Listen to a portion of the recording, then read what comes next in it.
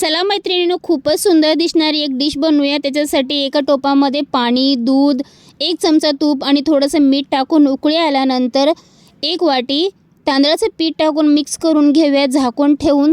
Fry पॅनमध्ये 1 ओला नारळ खिसून घेतलेला आहे, भरपूर सारे ड्रायफ्रूट, 1 वाटी गूळ, थोडंसं तूप टाकून चांगलं मिक्स करून घेऊया। ह्याला थंड व्हायला साईडला ठेवून देऊ आणि वरून टाकूया जायफळ खिसून। पीठ पण चांगलं आपण एका परातीमध्ये मळून घेऊया।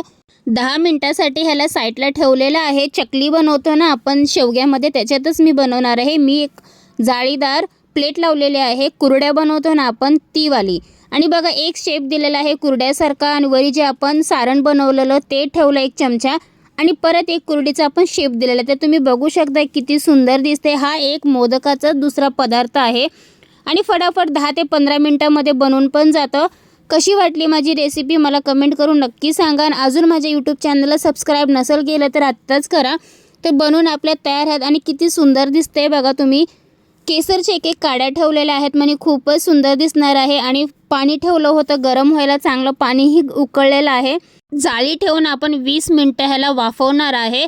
झाकण काढलेलं आहे, तुम्ही बघू शकता किती सुंदर दिसते। बनवून रेडी आहे, तूप टाकलेलं आहे। खा, एन्जॉय करा आणि कमेंट करायला विसरू नका।